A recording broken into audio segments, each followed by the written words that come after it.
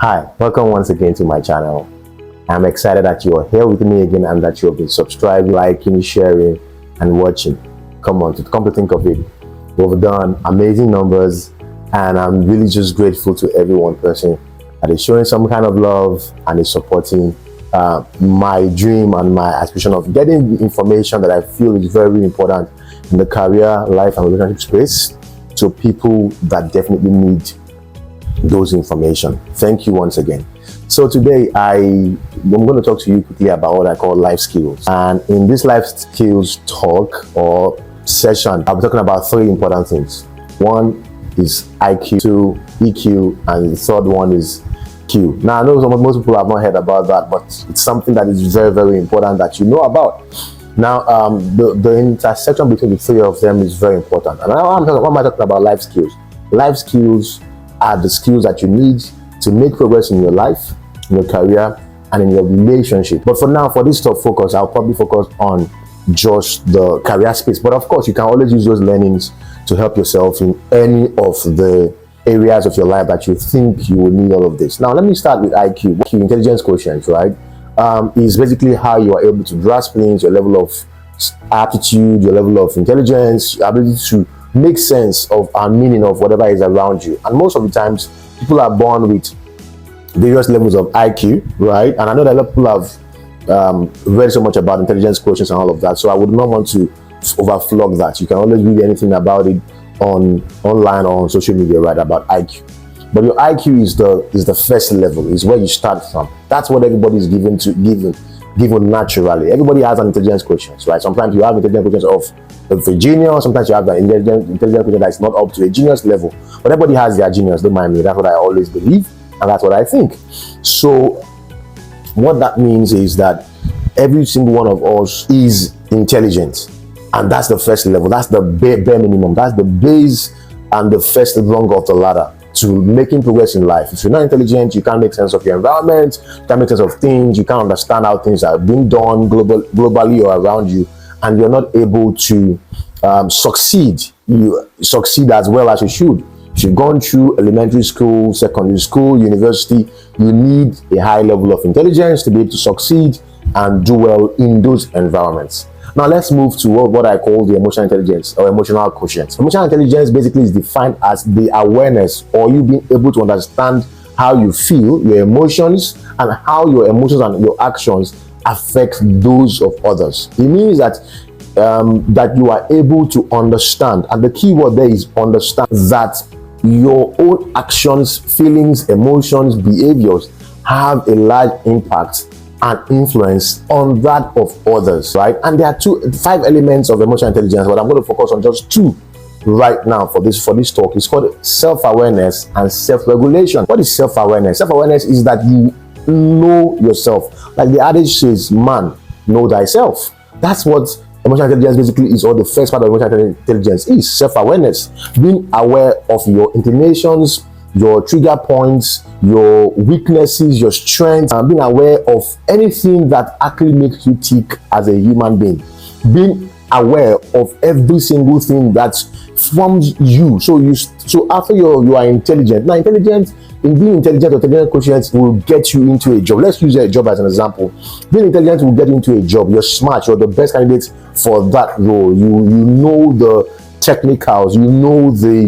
You have the technical skills. And if you've heard most of the times, there's what we call technical skills and soft skills.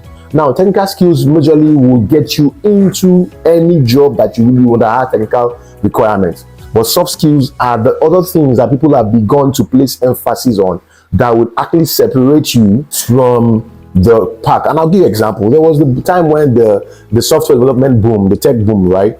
And you had tech guys that did not have any form of emotional intelligence. They show up in flip-flops, they will talk anyhow, they'll behave in any particular way. They just knew that because the world needed their technical skills, they were in high demand.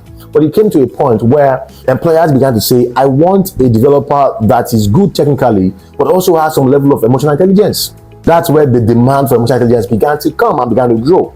So you need to add to your technical skills, soft skills. And one of the soft skills you need to add to your technical skills or your IQ is EQ, emotional quotient. or emotional intelligence quotient, right? That means that you need to be able to handle your emotions, be able to control yourself, and be aware of every trigger points that you might have.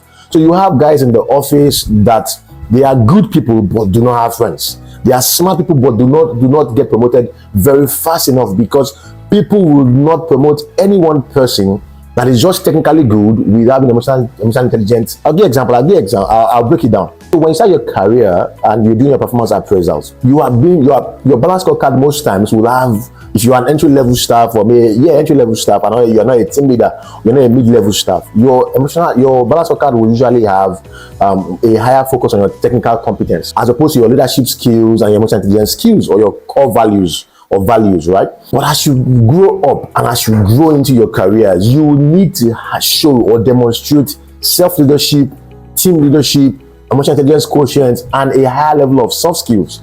Because as you grow up, the emphasis on your technical skills begin to reduce, and the emphasis on your leadership skills now become the priority. So if you are in a place of work and you find out that you have not been promoted for a while, of course, for any other reasons, it can happen, right? But you probably are qualified for it in your mind. Technically, you're qualified for it, but you have not been promoted over a period of time.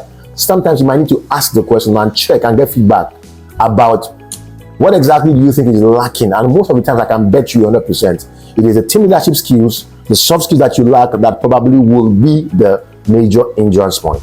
So if you want to keep growing in your career and make progress in leaps and bounds, you need to have what we call emotional intelligence. So there's the self-awareness part, meaning that you are aware, you are able to understand yourself, you know yourself. One of the things that actually helped me to make progress in my life is the moment when I began to understand myself. What made me tick? What made me motivated? What demotivated me? What did I want in a colleague? What did I want in a team lead?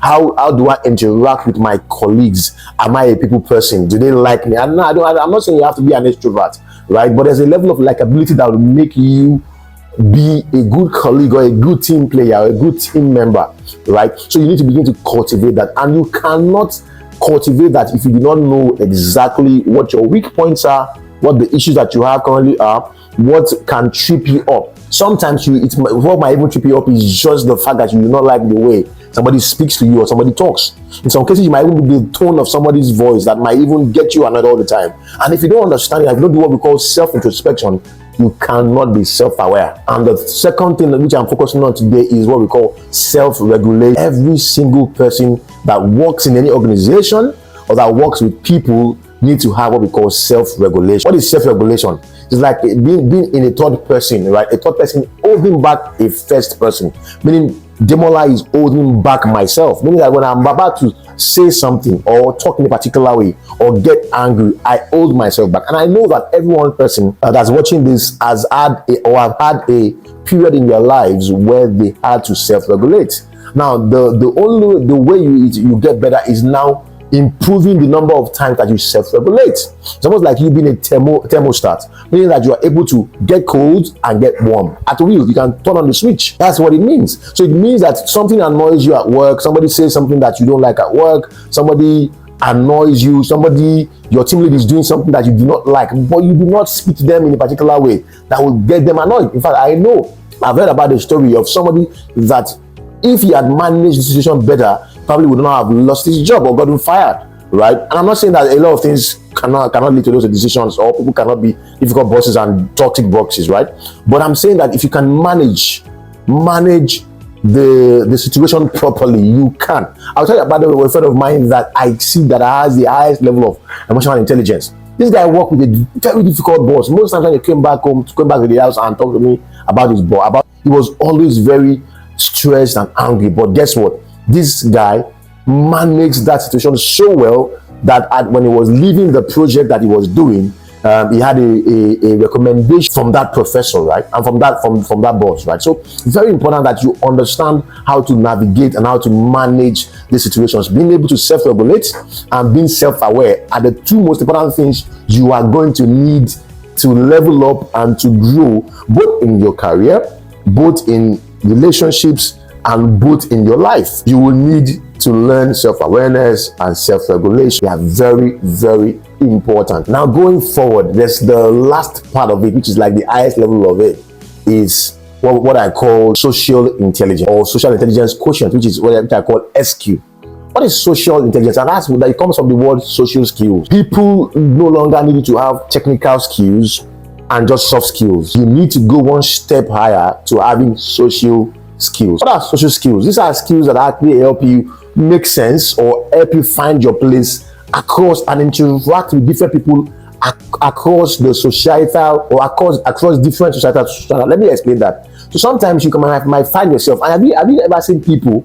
Have you ever seen people that when they are in the workplace, they are likable, they are able to interact with everybody, their bosses, their colleagues, their team members, and when they immediately finish from work and they go on the street and they're driving home and they meet one of the, let's say, bus conductors or guys on the road, and they're able to interact with the guys also to play with them, laugh with them, and they are connecting with them, and they move into another social strata again or into another environment, and they are able to connect with those people.